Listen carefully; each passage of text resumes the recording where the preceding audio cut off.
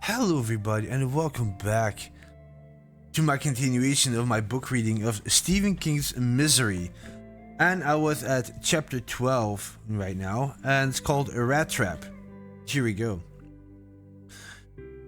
The beginning of April was fine. The sun shone from a clear blue sky, and it was warm enough to melt some of the snow. Mud and grass began to appear in Annie's field. Annie sometimes took Paul into his wheelchair out of the house at the back and let him sit in the sunshine and read a book. She sang while she worked around the house and laughed at jokes she heard on the TV. She left his door unlocked and open wide while she was in the house.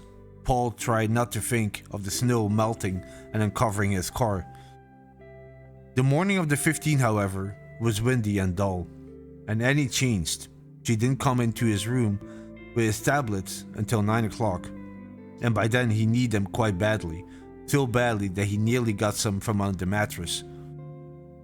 Then, when she came, she was still in her night clothes, and she brought him only the tablets, no breakfast. There were red marks on her arms and cheeks, and her clothes were messy with spilled food. She dragged her feet along the corridor. Her hair was untidy, and her eyes were dull. Here, she threw the pills at him, and they fell into his lap. She turned to go, dragging her feet. "Annie?" She stopped without turning around. "Annie, you're right." "No," she said carelessly, and turned to face him. She looked at him in that same dull way. She began to pinch her lower lip between her finger and thumb. She pulled it out and twisted it. While pinching it hard, drops of blood began to fall down her chin. She turned and left without speaking another word. Before his astonished mind could persuade itself that he had really seen her do that, she closed the door and locked it. He heard her sit down in her favorite chair. There was silence. She didn't switch on the TV as usual. She was just sitting there, being not alright. Then there was a sound, a single sharp sound which was unmistakable. She had hit herself hard in the face. He remembered reading that when mad people start to become deeply, seriously depressed, they hurt themselves. This signals the start of a long period of depression. He was suddenly very frightened. She hadn't returned by 11 that morning, so Paul decided to try to get into the wheelchair by himself. He wanted to try to work. He succeeded, although it hurt him a lot, and he rolled himself over to the table. He heard the key in the lock, and he was looking in at him, and her eyes burned black holes in her face. Her right cheek was swelling up, and she had been eating jam with her hands. She looked at him, and Paul looked back at her. Neither of them said anything for a while. Outside, the first drops of rain hit the window. "If you can get into that chair by yourself, Paul," she said, "at last, then I think you can fill in your own stupid ends." She closed the door and locked it again. Paul sat looking at it for a long time, as if there was something to see. He was too surprised to do anything else. He didn't see her again until late in the afternoon, after her visit was impossible. At 2 in the afternoon, the pain was bad enough for him to take 2 tablets from under the mattress. Then he slept on the bed.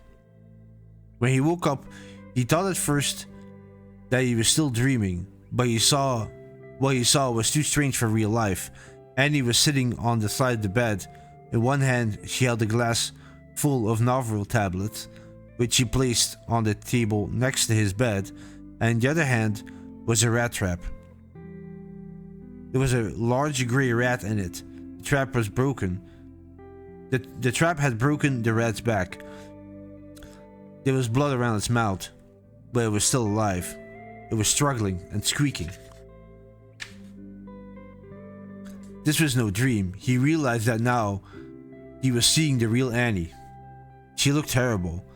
Whatever had been wrong with her this morning was much worse by now. The flesh on her face seemed to hang as loosely as the clothes on her body. Her eyes were black. There were more red marks on her arms and hands, and more food spread here and there on her clothes. She held up the trap. "They come into the cellar when it rains," she explained.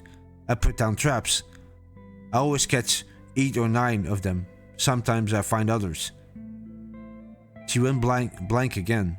She just stopped and went blank for nearly 3 minutes, holding the rat in the air. The only sounds were the rat squeaks. "You thought things could get worse, didn't you? You were wrong. Drowned in the corners, poor things." She looked down at the rat and tear fell on its fur. Poor things. She closed one of her strong hands around the rat and began to squeeze. The rat struggled and whipped its tail from side to side.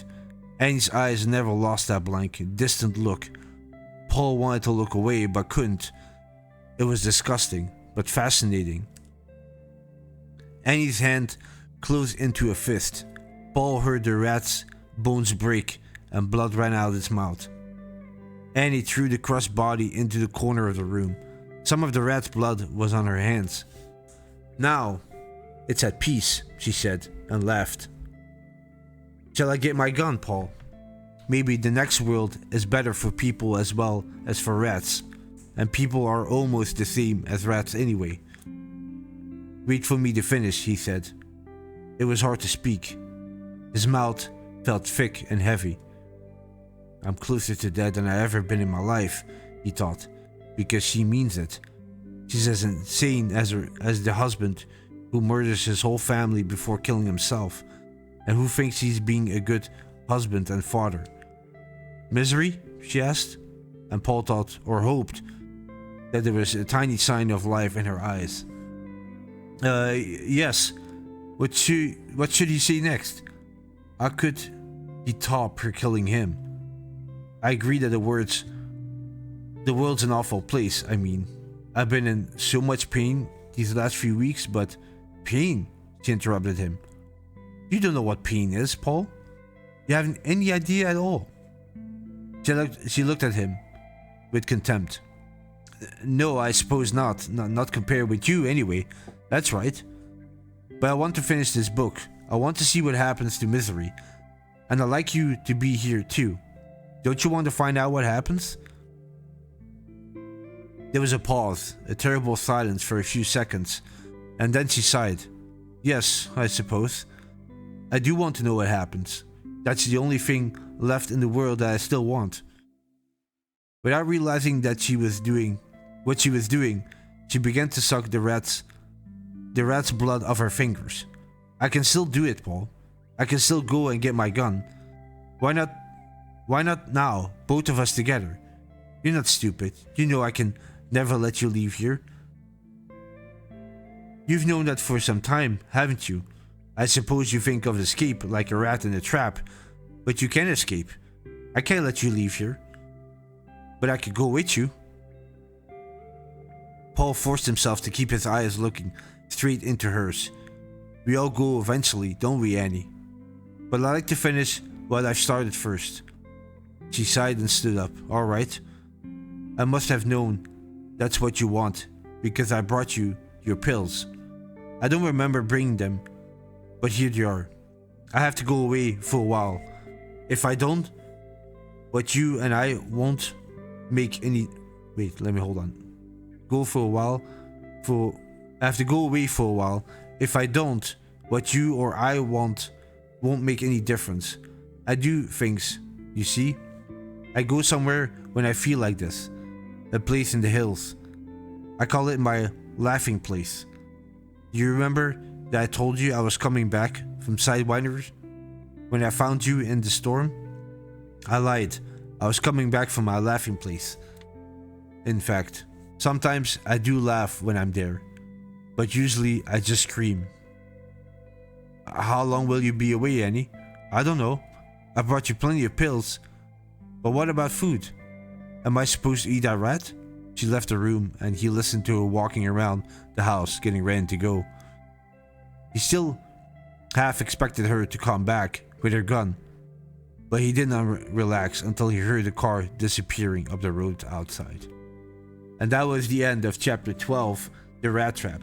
Hope you guys enjoyed it. Thank you very much for listening, and I will be back with chapter 13 called No Way Out. Take care. Thank you. Bye-bye.